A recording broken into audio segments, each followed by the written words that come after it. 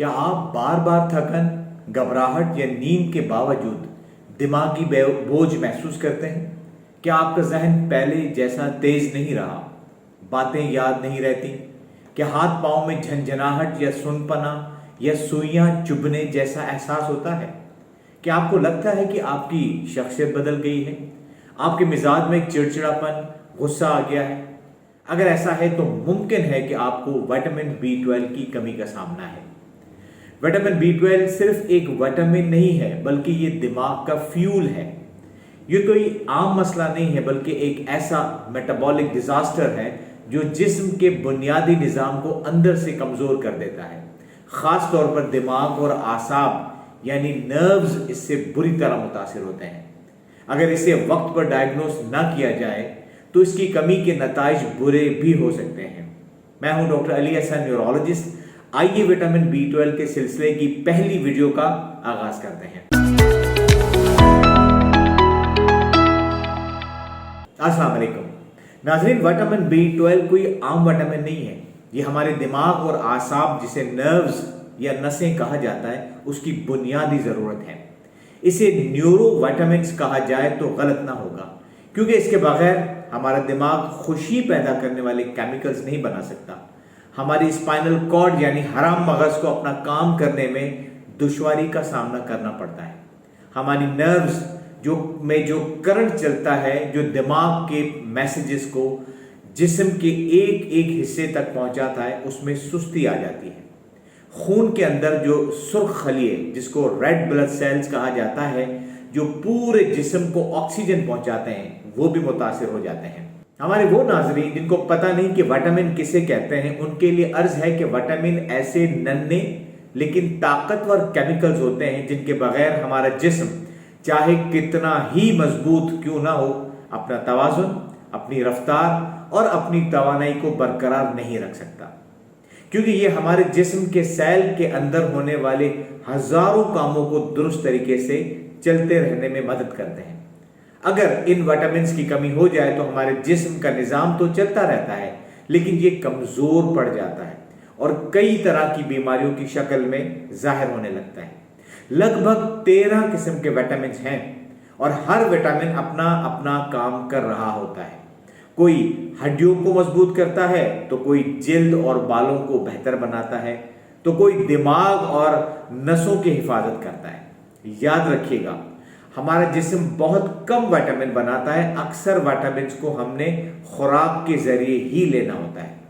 چونکہ ہم بات کر رہے ہیں وٹامن B12 کی، تو اسے ہمارا جسم نہیں بناتا، اسے لازماً ہمیں اپنی خوراک کے ذریعے لینا ہوتا ہے۔ B12 زیادہ تر حیوانی غذاؤں مثلا گوشت، کلیجی، انڈا اور ڈیری پروڈکٹس میں پایا جاتا ہے۔ یہ جاننا بہت ضروری ہے کہ کون لوگ وٹامن B12 کی کمی کا شکار ہوتے ہیں۔ نمبر 1، جو لوگ گوشت، مچھلی یا انڈے کم کھاتے ہیں یا بالکل ہی نہیں کھاتے، جنہیں ہم ویجیٹیرین کہتے ہیں۔ کئی لوگ کئی اسباب کے سبب حیوانی غذائیں نہیں کھاتے۔ اس کی سب سے بڑی مثال ہماری ہندو کمیونٹی کی ہے۔ اس کمیونٹی کے اکثر لوگ اسی وجہ سے وٹامن B12 کی کمی کا شکار رہتے ہیں۔ نمبر 2، دوائیاں۔ یہاں میں 2 بہت اہم دوائیوں کا ذکر کروں گا۔ ایک، معدے کی تیزابیت کو کم کرنے والی دوائیں۔ اگر معدے میں تیزابیت یعنی ایسیڈیٹی کم ہو جاتی ہے تو خوراک میں جو وٹامن B12 موجود ہوتا ہے وہ الگ نہیں ہو سکتا۔ جب الگ ہی نہیں ہوا تو وہ آنتوں میں، جہاں اس نے خون میں جذب ہونا ہے، وہ نہیں ہوگا۔ دوسری دوائی میٹفورمن ہے، جو کہ مارکیٹ میں گلوکوفیج کے نام سے ملتی ہے۔ یہ دوائی اکثر شوگر کے لوگ استعمال کر رہے ہوتے ہیں، لیکن اسے خواتین میں وزن کم کرنے اور ماہواری کو ریگولر کرنے کے لیے بھی استعمال کیا جاتا ہے، اور وہ لوگ جن کے جگر پر چربی آ جائے انہیں بھی دی جاتی ہے۔ یہ دوا اگر B12 خوراک سے الگ ہو بھی گیا ہے تو اسے آنتوں یعنی انٹسٹین میں، جہاں وہ جذب ہو کر خون میں شامل ہوتا ہے، وہاں یہ دوا رکاوٹ ڈالتی ہے۔ تیسرا سبب، معدے اور آنتوں کی کچھ بیماریاں، جن کی لسٹ آپ اسکرین پر دیکھ رہے ہیں۔ ان بیماریوں کے لوگوں کے اندر بھی وٹامن B12 کی کمی ہوتی ہے۔ نمبر 4، بڑھتی ہوئی عمر۔ بڑھتی ہوئی عمر کے ساتھ विटामिन B12 जो अंतड़ियों में से जज्ब होकर खून में जाता है, वहाँ मसाइल पैदा होते हैं।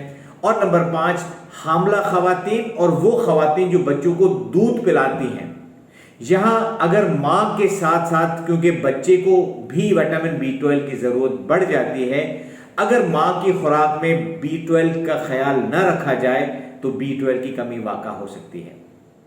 नाज़रीन, एक बात समझ लीजिए, वो ये कि ये B12 की कमी स्लो पॉइजन की तरह काम करती है, यानी इसके असरात फौरन जाहिर नहीं होते, कई साल तक ये कमी जाहिर भी नहीं होती, लेकिन जब जाहिर हो तो किसी को भी नहीं पता चलता कि ये किस शक्ल में जाहिर होगी। ये फालिज की सूरत में भी आ सकती है, ये हार्ट अटैक भी करवा सकती है, ये एंजाइटी, डिप्रेशन, साइकोसिस का सबब भी बन सकती है, ये नसों की बीमारी जिसे पेरिफेरल न्यूरोपैथी कहा जाता है वो भी करवा सकती है, और इसकी वजह से अनीमिया यानी खून की कमी भी हो सकती है। लेकिन क्लिनिकल साइड पे न सिर्फ मरीज बल्कि अक्सर डॉक्टर्स भी एक खतरनाक फरेब और धोखे का शिकार हो जाते हैं। कब होते हैं? जब वो ये देखते हैं कि मरीज के अंदर तो अलामात मौजूद हैं, लेकिन खून के अंदर B12 का लेवल जो है वो लेबोरेटरी बिल्कुल नॉर्मल बता रही है। ये क्या धोखा है, इसकी क्या वजाहत है, ये हम अपने आने वाली अगली वीडियो में बताएंगे। आप जरूर उन वीडियोस को देखें, क्योंकि ये आपको विटामिन B12 से मुतालिक सोच को बदल देगी। आप अपने प्यारों का और अपने इस चैनल का ख्याल रखिए। अल्लाह हाफिज़।